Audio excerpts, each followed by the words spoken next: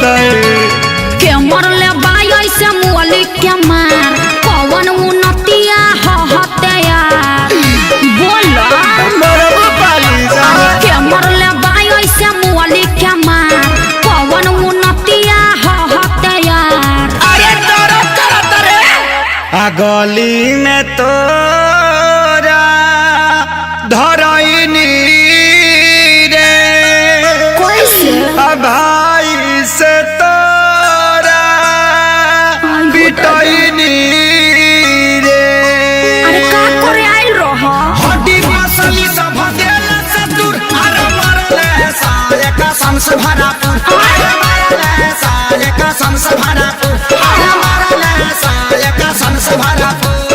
अरे कहाँ मरल अरे कहाँ बताइए बड़ा मरले बासा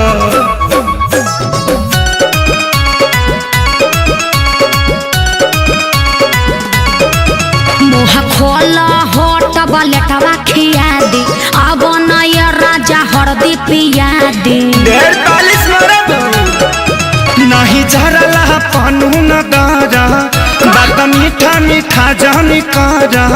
ओहो ऐसा कहे सोचता रह तनिको न कोइला हस विचार कुर्ता पायट कुल्ही देला सफार लहै हरदी गुड़ पीला तका कर मिले हम आईनी रे प्यार में गलती भारी कईनी रे।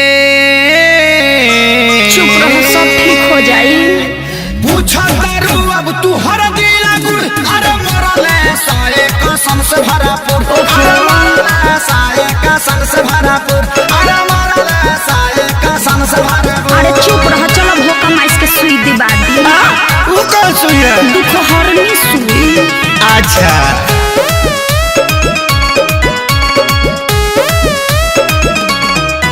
मरल सन जैसे मारे कसाई पापी हो बड़ी बारे सभाई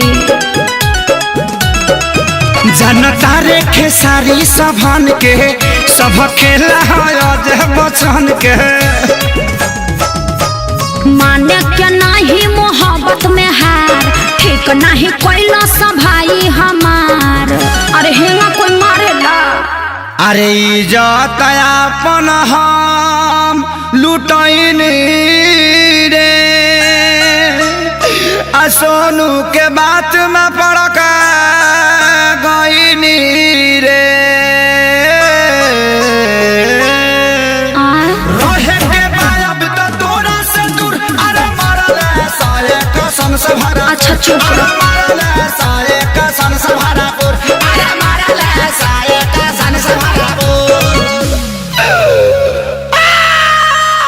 अरे बाप रे बाप दर्द होता। अरे लावा अमर लाता के पाता साट दी।